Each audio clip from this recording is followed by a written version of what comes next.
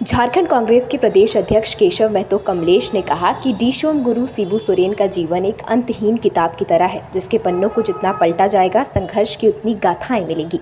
आदिवासी समुदाय के असीमता हक अधिकार, आर्थिक सहायता के लिए उन्होंने युवावस्था से ही संघर्ष किया है।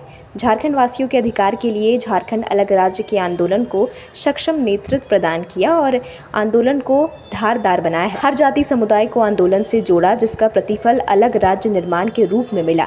जल, जंगल और जमीन की रक्षा के लिए सदैव संघर्षरत और प्रयत्नशील रहने वाले गुरुजी ने उनके महत्व से आम लोगों को जागरूक किया है।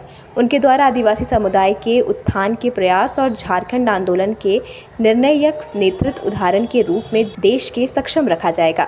झारखंड में उनके द्वारा जलाई गई क्रांति की मिसाल हमेशा लोगों के लिए पथ प्रदर्शक का काम करेगा। मौका था दिवंगत शिबू सोरेन को श्रद्धांजलि देने का। इसके लिए रांची के कांग्रेस भवन में शोक सभा आयोजित की गई थी। सभी में गुरुजी के चित्र पर नेताओं एवं कार्यकर्ताओं ने माल्यार्पण कर श्रद्धांजलि दी। मौके पर केशव महतो कमलेश ने कहा कि गुरुजी के त्याग, बलिदान और समाज में योगदान के लिए केंद्र सरकार को उन्हें भारत रत्न से सम्मानित करना चाहिए।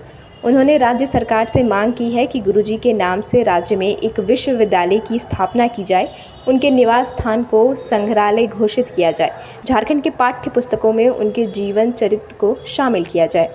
उनका जो तपस्या है, उनका जो संघर्ष है, हम सबों के लिए और भावी पीढ़ी के लिए प्रेरणा स्रोत के रूप में उनकी जीवन गाथा, किस तरह एक गांव से निकलकर उन्होंने अन्याय, अत्याचार, शोषण के खिलाफ, महाजनी के खिलाफ जो संघर्ष, धनकट्टी के खिलाफ, और एक से एक यहाँ के लोगों को कैसे शिक्षित किया जाए और कैसे सनात आपका संथाल और शिवाजी समाज को माननीय शिबू सोरेन, माननीय उस समय विनोद बिहारी महतो ने मिल करके झारखंड मुक्ति मोर्चा की स्थापना की।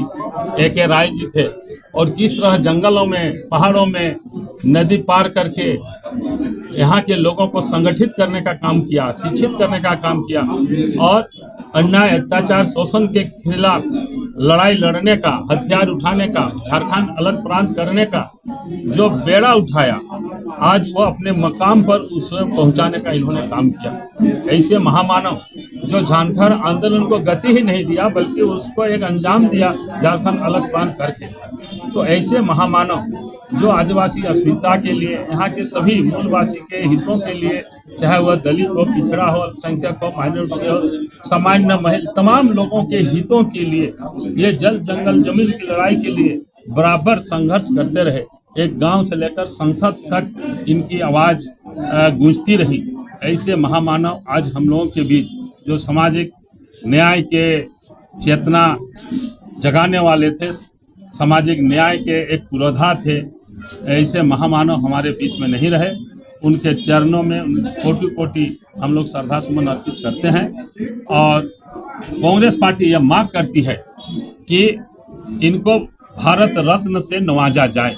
इसके लिए हमने दोनों हमारे कांग्रेस के विधायकों को पार्लियामेंट में यह आवाज और लिखित रूप से, साथ ही साथ सारनाथ धर्म कोड को भी केंद्र सरकार लागू करे, उनके नाम पर एक विश्वविद्यालय की स्थापना हो और उनके आवास को एक संग्रहालय के रूप में, ताकि शुरू से आखिरी तक उनके जीवन गाथा का उसमें पूरा चित्र और सारे वहाँ उपलब्ध रहें, ताकि उस संग्रहालय में जाकर हमारे नए पीढ़ी के लोग हर तरह से वहाँ रिसर्च कर सकें, वहाँ पर उसके अवलोकन कर उनसे प्रेरणा ग्रहण कर सकें। इसलिए उनके आवास को एक संग्रहालय के रूप में भी सरकार से अनुरोध करेंगे, राज्य सरकार से, कि उसको परिणत करें। ठीक है। देखिए, गुरुजी से बड़ा कोई आदिवासी चेहरा वर्तमान परिस्थिति में कोई रहा नहीं।